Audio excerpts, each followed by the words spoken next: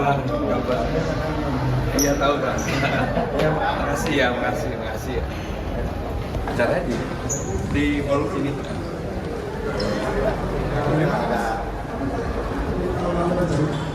Oke, Ini Mbak Bella. Beliau ini putrinya Pak Ikang Pamuji. Ya. Ya, ambil tiga ya. Tiga. Langsung 3 ya. Oh. Ya, ambil aja dulu. Ya, oke. Baik. Oh ini Bu ikut sepeda? Sepeda juga. Ayo ambil 3. Ntar nama saya lagi baru udah jelas. Ada Bu. Iya. Selamat datang. Iya, wah, luar biasa. Pak Pramono, Anung, iya. Kita beri aplaus. Iya, baik. Luar biasa. Silakan Pak. Kami ucapkan selamat datang kepada Bapak Pramono Anung, Jawa Gubernur nomor 3.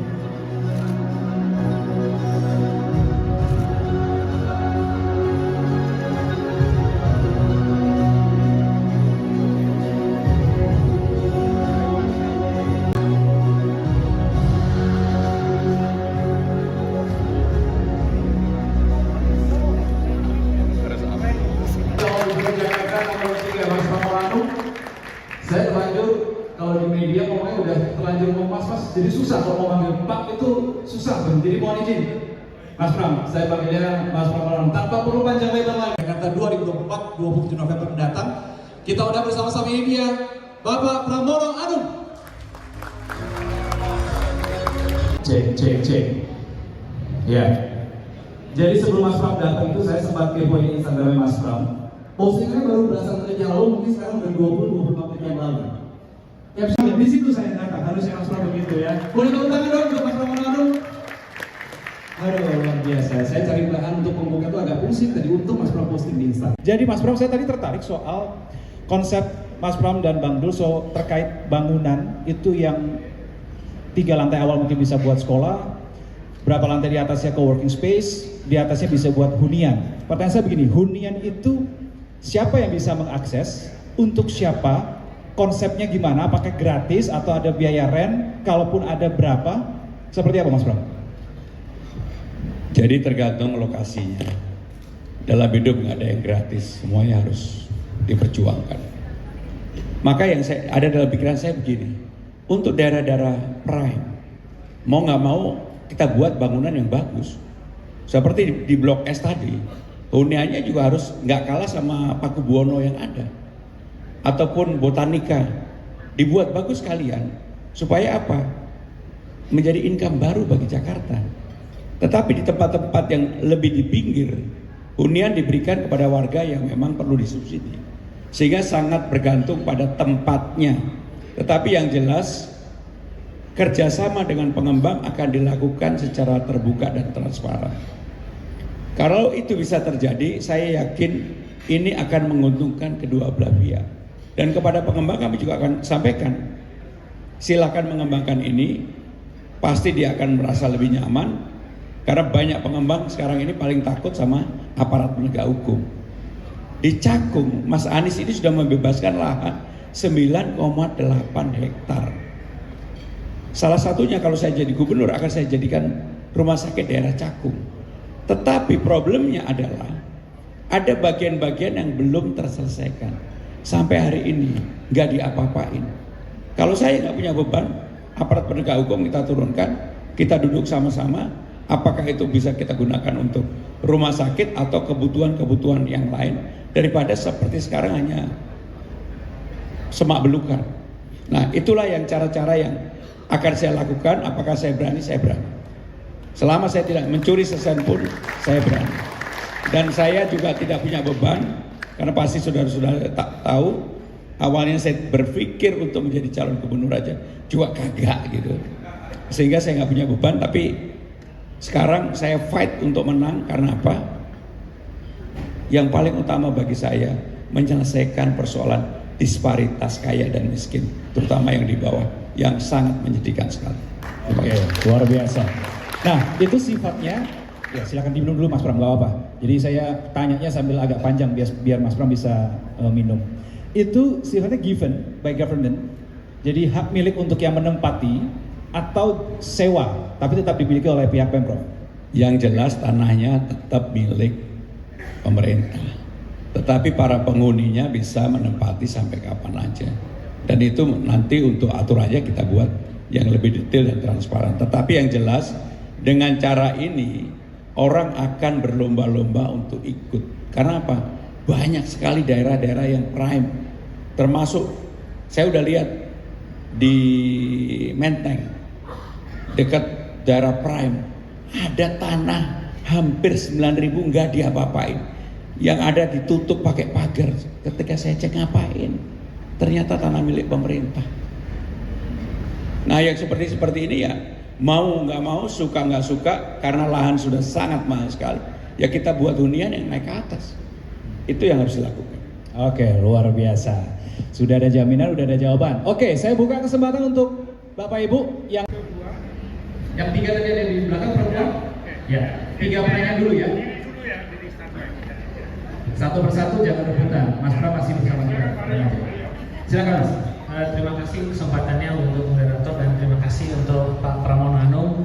Perkenalkan saya Haryo Pak dari Bank BPD Jawa Timur Pak, Bank Jatim cabang Jakarta. Di sini tadi saya meng-highlight dari tema yang Pak Pram bahas bahwa di Jakarta itu khususnya Indonesia dan khususnya Jakarta kan bunga KPR kita masih paling tinggi Pak. Yang pertama dan yang kedua itu ada tentang konsep tadi transit oriented development. Nah, kan kita sama-sama tahu bahwa generasi milenial Jakarta khususnya usia 25 tahun tuh masih akan banyak untuk ingin KPR. Nah, di sini bagaimana apabila nanti Bapak Pramono terpilih sebagai gubernur, seperti apa teknisnya dari Pemprov DKI untuk melaksanakan program-program khususnya terkait KPR?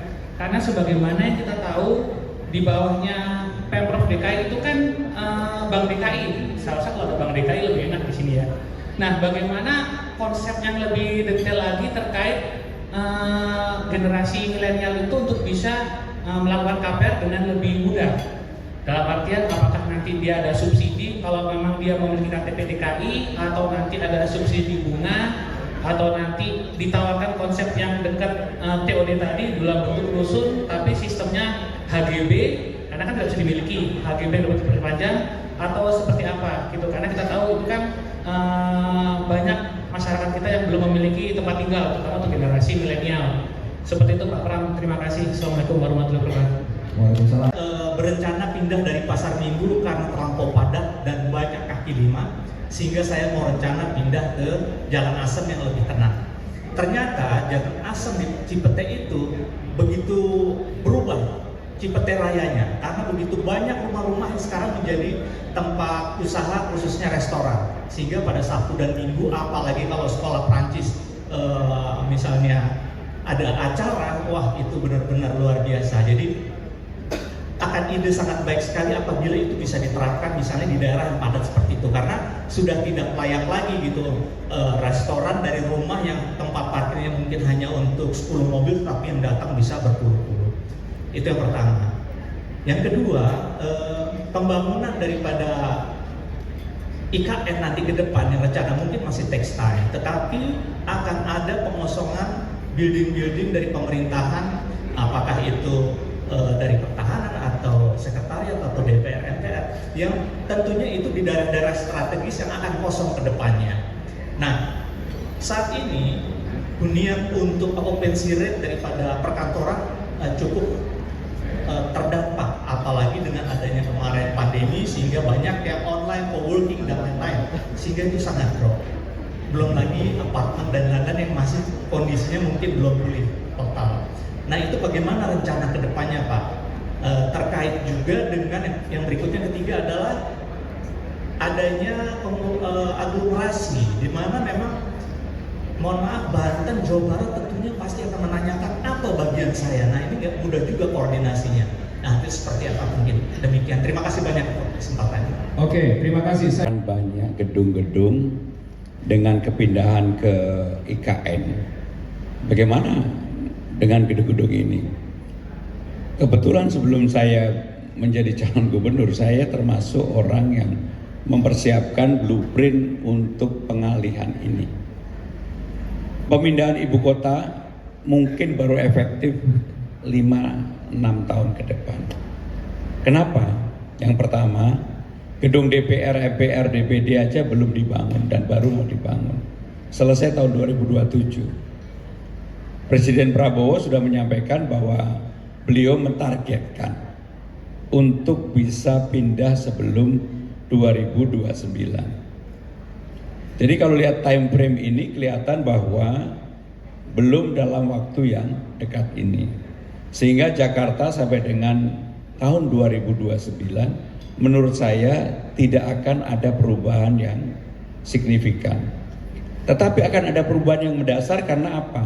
Undang-Undang Nomor 2 Tahun 2024 sudah dijalankan. Jakarta yang dulu tidak punya identitas, sekarang Jakarta harus punya identitas. Identitasnya adalah Betawi. Itu yang membedakan paling utama sebenarnya. Dengan adanya identitas Betawi ini, maka aktivitas pemerintahan Jakarta harus ada nuansa Betawinya. Kalau dulu kita datang ke Bali, kita tahu ini Bali. Datang ke Surabaya, oh ini Surabaya. Datang ke Jogja, oh ini Jogja. Datang ke Jakarta, nggak pernah tahu apa sih identitasnya Jakarta, nggak ada. Karena Jakarta selama ini menjadi ibu kota negara. Dengan perubahan undang-undang yang baru ini, begitu kita nanti masuk Jakarta, walaupun mendarat di Tangerang, warna Betawinya harus ada. Dan bahkan di pemerintah daerah, bahkan mungkin juga pemerintah pusat, karena ini di Jakarta, welcome drinknya nggak perlu lagi teh atau kopi, tapi bir peletok. Kemudian juga tari-tarian, warna-warna Betawinya harus ada, termasuk di balai kota. Sehingga itulah yang sebenarnya yang akan berubah dalam jangka pendek. Tetapi untuk building-building dan sebagainya, menurut saya 4-5 tahun ke depan masih belum banyak perubahan. Yang kedua mengenai aglomerasi. Kebetulan saya yang menyiapkan perpresnya.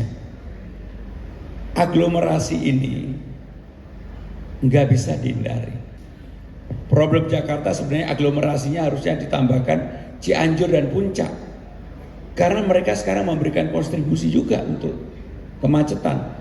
Dengan selesainya beberapa ruas tol yang baru, terutama di daerah selatan, maka orang dari Cianjur dan Puncak pun akan sangat mudah untuk ke Jakarta. Mereka juga bisa menambah beban kemacetan baru di Jakarta. Sehingga dengan demikian aglomerasi ini mau tidak mau, suka tidak suka harus dijalankan dari sekarang. Maka gagasan saya tentang Jakarta bukan lagi Transjakarta, tapi Trans Jabodetabek. Bahkan harusnya Trans Jabodetabek, Cianjur, Puncak. Karena kalau enggak cepat atau lambat ini juga akan menjadi beban baru. Jadi Pak Roy ya tadi ya. Itu yang ingin saya sampaikan. Kalau kepadatan di Jalan Asem dan sebagainya, memang udahlah Jakarta bangunannya harus naik ke atas, gak bisa bebannya ke bawah. Cepat atau lambat ini akan menjadi tekanan kita. Yang berikutnya tadi dari Pak Haryo ya. Bagaimana dengan Pak Haryo yang paling utama begini. Ada hal yang memang harus dibantu down payment-nya oleh pemerintah. Harus ada skema yang dibuat untuk itu. Apakah untuk Gen Z dan milenial, terutama yang mau merit, tapi apapun nggak bisa kemudian diberikan secara gratis dan cuma-cuma, nggak bisa. Tetap harus ada sistem perbankan yang mengatur itu. Hanya memang mudah-mudahan nanti Bank DKI kita bisa gunakan untuk membantu memfasilitasi bagi anak-anak muda dengan KPR yang lebih rendah.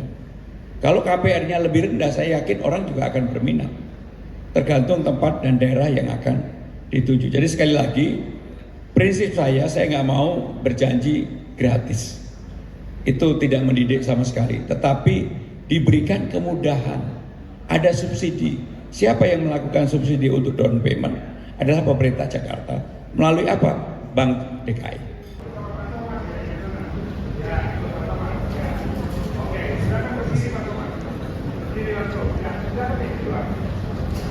Terima kasih atas kesempatannya. Saya ingin bertanya Pak, dengan gagasan yang Bapak tadi bawa untuk melakukan kantor kecamatan dengan hunian, lalu dengan ruang kreatif dengan pemerintahan gitu, itu bagaimana Bapak akan mengatasi fasilitas tersebut? Terima kasih. Baik, terima kasih. Langsung ke pertanyaan kedua, silakan. Menyelesaikan kecil-kecil yang ada di bawah. Apa itu? Kartu Jakarta Pintar, Kartu Jakarta Sehat, cuma Desa Wisma, RT RW dan sebagainya. Yang perlu dilakukan pemerintah Jakarta adalah transparansi, memberikan dukungan, memberikan kemudahan, dan yang adil dan nggak dipersulit. Bagi Re itu aja sudah cukup. Terima kasih. Wassalamualaikum warahmatullahi wabarakatuh. Waalaikumsalam warahmatullahi wabarakatuh. Terima kasih Mas Pramono, calon gubernur Jakarta nomor 3. Supaya kami tidak afiliasinya kepada 1-2, supaya semua Rai DKI, kira-kira Pak Pram tidak keberatan hal yang sama kami buat untuk Bapak tanda tangan. Lagi dibuat draftnya Pak. Saya tanda tangan di sini ada paling atas. Udah nggak jadi. Ini aja katanya, kita tanda tangani. Ya. Oke. Luar biasa. Nih. Pokoknya Pak Pram nggak mau kalah. Iya kan, luar biasa. Baik, ya. Silakan untuk berfoto Pak Pram. Terima kasih Mas. Ya, Marius Bayoko. Oke. Baik, Bu Leni mana? Mau Ibu? Oh jangan. Ya harus netral ya Ibu ya. Ya, Pak Rudi. Ayo Pak Rudi. Pak, ini Pak Rudi dari Apian Group ini Pak, luar biasa. Ya. Iya Pak, iya. Baik, iya. Oke. Siap. Yuk, Pak, kepalkan tangan, Jakarta menyala. Oh, ini luar biasa. Iya. Jakarta menyala. Iya, luar biasa. Iya, terima kasih Pak Pramono Anung, luar biasa. Kami dari Rai DKI. Thank you banget. Mohon izin Bapak Pramono Anung untuk tetap bisa berada di atas panggung. Pak Pramono. Mohon izin Bapak Pramono Anung untuk tetap bisa berada di atas panggung. Izin Pak. Izin Bapak, mohon izin. Ayo mana? Iya, silakan. Bapak dan Ibu hadirin sekalian, kita akan memberikan cerita sebuah pekerjaan yang telah dilakukan oleh DKI Jakarta. DPRD DKI Jakarta bekerjasama dengan Pusat Studi Urban Design (SUD) melakukan kajian tentang aplikasi anggaran undang-undang nomor 2 tahun 2004 tentang Provinsi Daerah Khusus Jakarta terhadap desa. Kami undang Bapak Arvin dan Bapak dan Ibu dipersilakan untuk kembali ke tempat.